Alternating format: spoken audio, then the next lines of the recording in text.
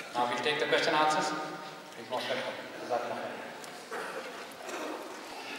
السلام علیکم، میرا نام تنزیل ہے اور میرا کوشچن یہ ہے ہم اپنی خودی کو کس طرح پہچان سکتے ہیں؟ بیٹا خودی کا دوسرا نام ہے عزت نفس، خودی کا دوسرا نام ہے سیلف ریسپیکٹ، خودی کا دوسرا نام ہے وہ روحانی طاقت جو آپ کے وجود میں ہے۔ اپنی خودی کو پہچاننے کے لیے اقبال کو پڑھو۔ انسان کے وجود میں اللہ تعالیٰ نے جو قوتیں اور جو طاقتیں رکھی ہیں، جو انسان کا قلب ہے، جو انسان کا نفس ہے، جو قلب منیب، قلب سلیم و قلب شہید ہے، نفس امارہ ہے، نفس لوامہ ہے، نفس مطمئنہ ہے، یہ تمام وہ اصطلاحات جو قرآن میں استعمال کی ہیں انسان کی ریئل اناٹومی کے لیے، انسان کی حقیقت انسانیہ کے لیے، انسان کے وجود میں کیا طاقتیں رکھی ہوئی ہیں کہ وسط افلاک میں وہ تکبیر بھی دے سکتا ہے، زمین و آسمان، کرسی و عرش، خودی کی زد میں ساری خدائی ہوتی ہے، اور خودی کی وہ طاقتیں کہ کوئی اندازہ کر سکتا ہے اس کے زور بازو کا کہ نگاہ مرد مومن سے بدل جاتی ہے تقدیریں، یہ وہ حیرت انگیز طاقت ہے جو اللہ نے تمہارے وجود میں رکھی ہوئی ہے۔ امت کا زوال اور المیہ اسی وقت شروع ہوتا ہے جب انسان اپنے اندر کی روحانی طاقتوں کو بھول بیٹھا ہے، اور ہم نے صرف مادی اسباب پر، اپنی ملٹری پاور کے اوپر، اپنی اکنامک اسٹرینتھ کے اوپر ہم نے یہ سمجھنا شروع کر دیا کہ قوموں کے عروج ان طاقتوں کی بنیاد پر ہوتے ہیں۔ جب مسلمانوں نے رومن اور پرشین امپائرز کو ایک ساتھ تباہ و برباد کیا اور کیپٹو کیا اور بعد اسلامی تہذیب اور سویلائزیشن قائم کی، اس وقت مسلمانوں کے پاس سوائے اپنی خودی کی، سیلف ریسپیکٹ کے، اپنی عزت کے، اپنی آنر کے، اپنی غیرت کے اور کوئی طاقت نہیں تھی، کوئی ملٹری پاور نہیں تھی، کوئی اکنامک پاور نہیں تھی، لیکن ہم دنیا پر حکومت کرتے تھے۔ آج مسلمان دنیا کے امیر ترین ملک ہیں اور دنیا میں رسوا کیے جاتے ہیں۔ اس کا قصور صرف اتنا ہے کہ آج 1 ارب مسلمان مل کر بھی اپنی ایک بہن کو واپس نہیں لا سکتے۔ And this is the reason why we have been humiliated. And that is why we have no choice.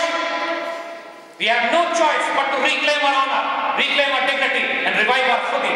اور خودی کا سفر شروع اس بات سے ہوتا ہے کہ انسان یہ فیصلہ کر لے کہ آج کے بعد میں نے کوئی کام ایسا نہیں کرنا جو مجھے اپنی نگاہوں میں، اپنے اللہ کی نگاہوں میں یا اپنی دنیا کی نگاہوں میں رسوا کرتا ہے۔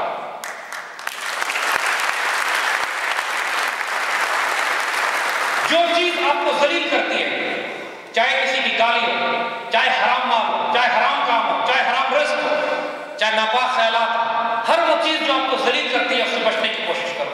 ہر وہ چیز جو آپ کو بلندی کی طرف لے کے جاتی ہے، صدقات ہیں، خیرات ہیں، حضور صلی اللہ علیہ وسلم کا درود شریف، ذکر اذکار کی کثرت ہے، توبہ اور استغفار ہے، دلیری، جرأت، شجاعت ہے، سچ کے لیے اسٹینڈ لینا ہے۔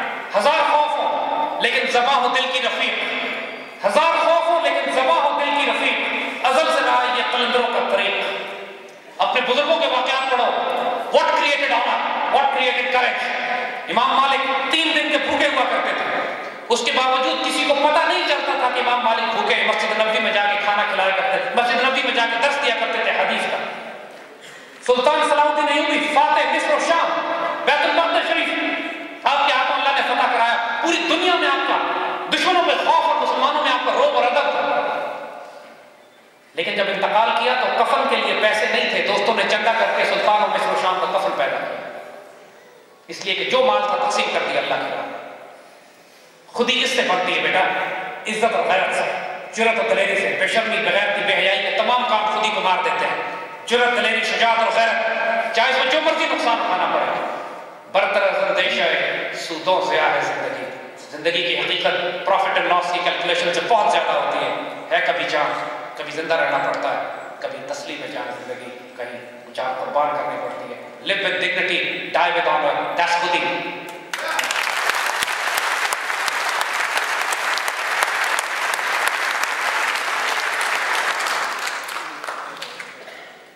السلام علیکم سر، میرا نام محمد اقبال احمد ہے۔ میرا آپ سے سوال یہ ہے کہ how can suicide terrorism can be controlled in the country? میری عمر آپ کو بھی لگ جائے سر، جزاک اللہ۔ بیٹے نے سوال کیا ہے کہ سوسائڈ ٹیررزم ملک میں کیسے ختم کیا جا سکتا ہے۔ Well, somebody asked us a question کہ how can we stop an Indian tank جو پاکستان کی طرف آ رہا ہے؟ ان کا اس کا طریقہ یہ ہے کہ جو لوگ اس کو دھکا دے رہے ہیں ان کو مار دو۔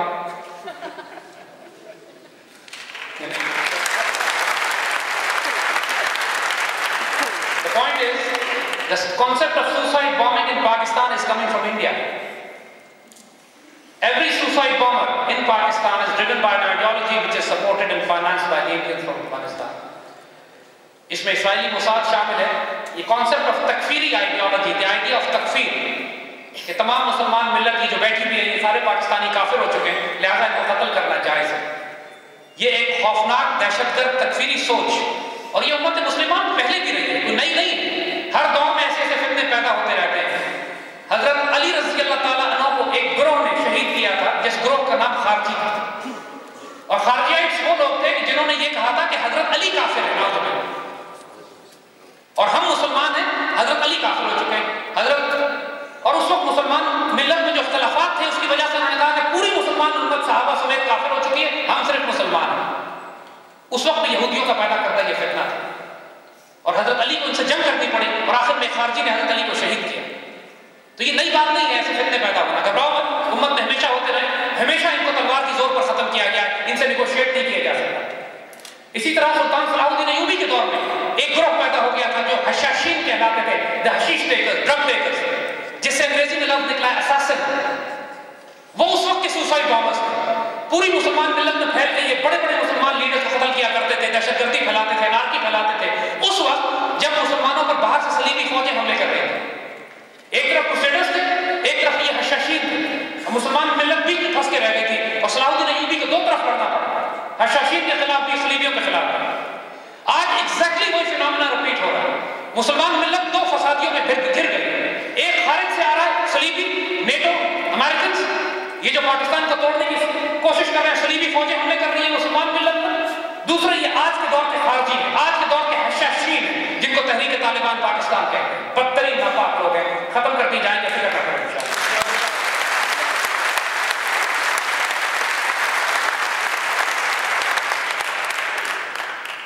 Assalamualaikum sir. My name is Mohammad Afzal Ahmed and my question is, can you please tell us about your perspective on Talibanization? बेटा देखो, ये एक डेरिवेटरी टर्म, एक गाली बना दी है उन्होंने तालिबानाइजेशन की. जिस तरह हम बात करते हैं, ये बात हमने आपसे पहले भी कही थी कि जब एक मुसलमान अपने दीन पर चलता है और बेसिक यानी कोई बहुत ज्यादा इबादत भी ना करे, बहुत ज्यादा परहेजगार मुत्तकी ना हो, सिर्फ अगर आप शराब ना पिए, बदकारी ना करें, सूद ना खाएं, हराम काम मोटे मोटे वो ना करें, तब भी आपको कहते हैं ये एक्सट्रीमिस्ट.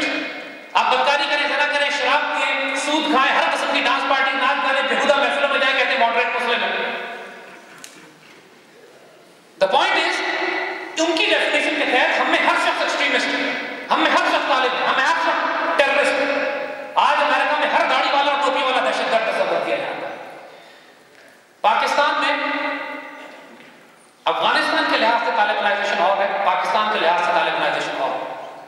अफगानिस्तान में जो तालिबान जिन्होंने अपने हुकूमत वहां कायम की थी, उनके फहम से इख्तिलाफ किया जा सकता है, उनके राइट से इख्तिलाफ किया जा सकता है, उनकी सिंसियरिटी से इख्तिलाफ नहीं किया जा सकता, उनके तरीक़ेकार से इख्तिलाफ किया जा सकता है. उन्होंने बहुत शदीद गलतियां की अफगानिस्तान में. अफगान तालिबान ने उज़्बेक्स के साथ, ताजिक्स के साथ, हज़ारस के साथ इख्तिलाफ इतना रखा कि जब तक उनकी हुकूमत रही, अफगानिस्तान में सिविल वॉर की कैफियत रही. और उसी सिविल वॉर को एक्सप्लॉइट करते अमेरिकन ताजिकों, उज़्बेकों और हज़ारा को इस्तेमाल करके अफगानिस्तान में दाखिल हुए, और अफगानिस्तान एक दफा फिर गुलाम मुल्क बनने की तरफ जाने लगा, और मुसलमानों को खामखा एक तहरीक मज़ाहमत लड़नी पड़ी, इस वजह से कि तालिबान उनके साथ इत्तेहाद नहीं कर सके, अपने ही मुसलमान दोस्तों के साथ, भाइयों के साथ, अफगानिस्तान के अंदर रहने वाले लोगों के साथ. तो पाकिस्तान में लेकिन जो तालिबान का कॉन्सेप्ट है वो अफगान तालिबान नहीं, पाकिस्तानी तालिबान है, जो गले काटते हैं, सुसाइड बॉम्बिंग, खुदकुश हमले, जिसका जवाब अभी दिया आपको. ये मुकम्मल दहशतगर्दी और फसाद है.